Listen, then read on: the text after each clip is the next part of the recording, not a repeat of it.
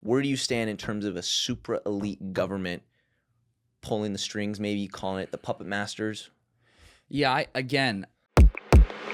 You've become one of the preeminent experts on Epstein.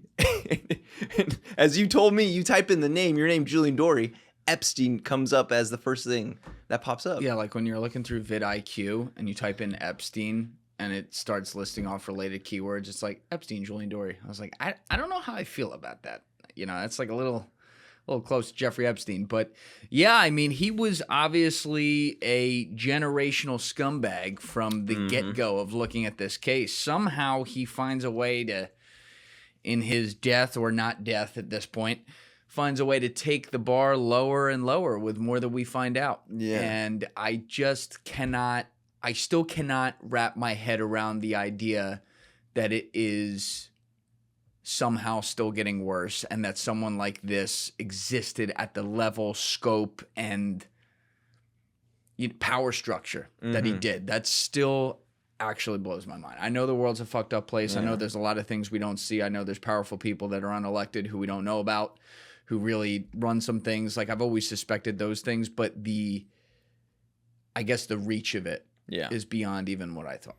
And that's the thing. And I owe you credit for this because we talked right after the Iran war was instigated, was on February 28th. Yep. And I remember you and I had a discussion about this is going to cover up, the files, the whole idea of disclosure. And I kept saying, I don't think so. I think the cat's out of the bag. But the fact that you are the #1 search person who's still talking about the Epstein thing, and there's very much talked about it in regards to people who are bringing it up. All you see right now is the Iran war and maybe a comment here and there, but it seems to be you're one of the very few people still carrying that topic. So I give you credit for that, since I thought it was going to be, everyone's going to keep talking about this. This is probably the biggest story of my lifetime. Human trafficking, elites, it's hitting all those conspiratorial just flags.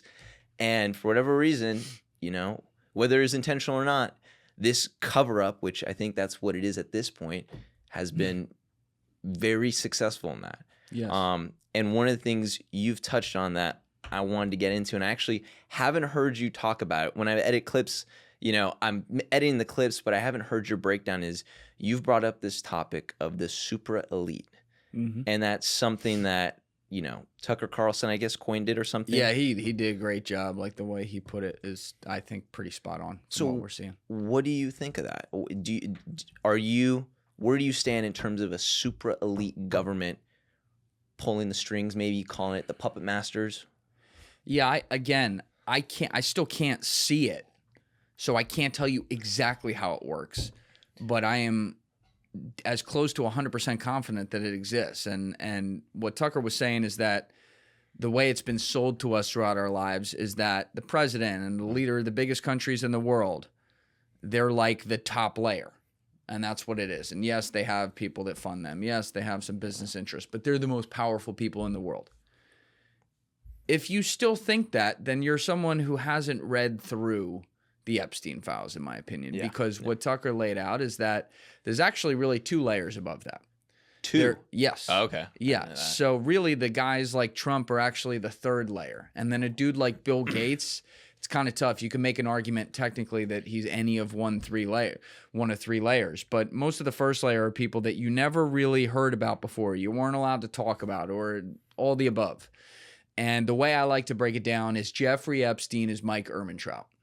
He's a billionaire Mike Ehrmantraut from Breaking Bad. So if you've seen Breaking Bad, you end up in the show, spoiler alert, basically having Walter White, who's cooking all this fucking meth and is this really powerful meth guy, but he ends up having to report to a dude who's 2 layers above named Gus Fring, who nobody even knew existed.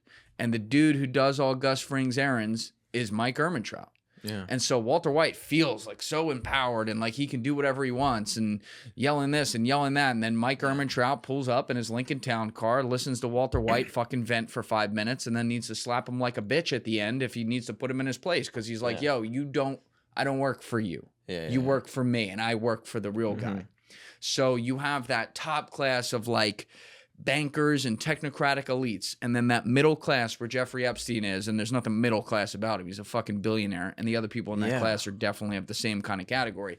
But that middle class are the fixer class. The fixer. They're the fixer class, the Mike Ehrmantrauts, who basically go to the top class and say, all right, what are we doing? All right, we'll go down here and get this shit in line. The way that Jeffrey Epstein and some of his pals talk about the people that we put into office or the people that are a part of those administrations around the world is like adults talking about children in the other room at the children's table. You know, they don't, there's no level of like respect there. There's just access. That's just access. Yeah. Hey guys, sorry for the quick interruption. If you haven't already, please subscribe. It goes really far to helping this channel push it out into the algorithm. If you're new here from the Julian Dorey channel, thank you for giving us a shot. We also have documentaries that are scripted, deep dive investigations going down the craziest rabbit holes that you probably enjoy. So thank you again. Now let's get back into this. So the two levels you're saying. So when someone comes to you and is like, who's the most powerful person in the world? They'll probably say, it's probably Donald Trump, Xi Jinping, Vladimir Putin. No. When you hear that, what do you think? You're thinking, no way. There's no way. I don't. I'm not saying they're not powerful. They are. Yeah. All right. Like, let's not take this all the way. Like, they have absolutely no power.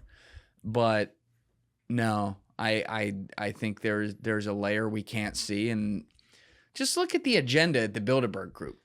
It was released, or someone got access to it. China, the United States, the West, Europe.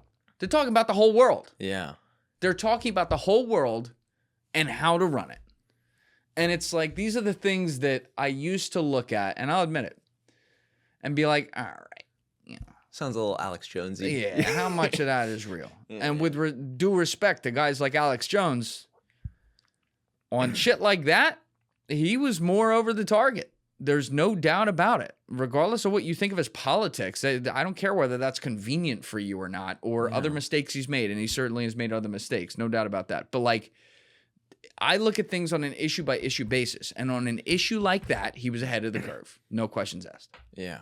Do you feel like they've made a mistake? The fact that we now we're talking about this, like, was Epstein one of those things where he slipped through the cracks, and now all of a sudden we're having these discussions? Because what, for the last 20 years, this was Alex Jones, and we're just laughing at him, being like, this guy's out of his mind. He thinks the frogs are turning gay, all that stuff, right? But now all of a sudden, it's in the forefront. We're now like discussing this, and we have these investigators online, savants, going through the information, and now they're just like, wait, look at this Bilderberg Group. This was leaked. Oh, what's Davos? Oh, what's happening there? What's this Palantir guy doing? Like, these weren't conversations, I would say, that was in like the zeitgeist the last like 5 years ago. Maybe before COVID, but like after COVID and so forth, it wasn't something you talk about unless maybe, you know, we're a little high, or you're like, dude, this sounds crazy, but at the end of the day, this is nothing. But now it seems like these conspiracies have become like almost normalized. So it's like, do you think this Epstein thing was a mistake? Yeah, was it the point, or was it a mistake? Like, I think about this a lot. I do. I don't have any evidence right now to say that it's just a complete red herring distraction. If it is, and it's just like they're trying to run people over here because it's actually that bad that something like this is worth it to be a sacrificial lamb, then I say this as a radical optimist, if that's the case, then we are fucked. Because if it's that minuscule to them, this,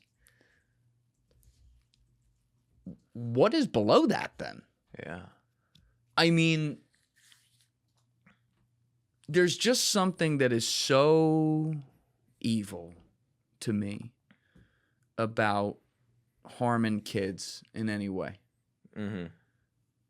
The extent to which it appears that we can now see that they may have even the lengths that we didn't even previously consider that they may have gone to now.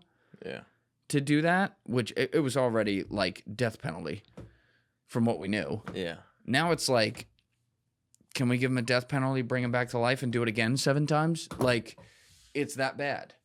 And there's some stuff you still can't prove, but the fact that it's not rule outable. Yeah. I've said this a million times, is actually like takes my breath away for all the wrong reasons.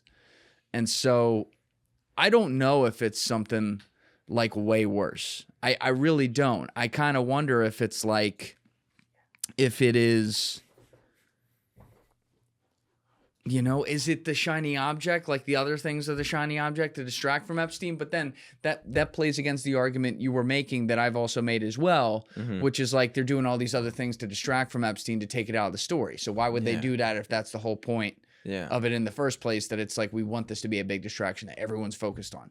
Maybe that's like, you know, some fucking 12D chest. I don't know. But I don't know how you can get worse than like the leader of Victoria's Secret, Peter Thiel, the Rothschilds, probably 9-10 other banking families that we still haven't named. Yeah. And people like Bill Gates. These are the biggest names. Yeah, like all getting implicated. Like what? Like are the bigger names like the aliens living on an exoplanet who travel by the speed of light to come here every day invisibly that we don't fucking know about? Maybe. Yeah. Maybe. Yeah. Just look right into that right here, will you? Like I don't know. It's possible, I guess, but that's not like I say possible. That's a very liberal use of the term possible. Yeah. It's like I don't think that's the case, but that's like the only thing that my imagination can come up with that would somehow make it even worse. Thank you guys for watching the episode. If you haven't already, please hit that subscribe button and smash that like button on the video. They're both a huge help. And if you would like to follow me on Instagram and X, those links are in my description below.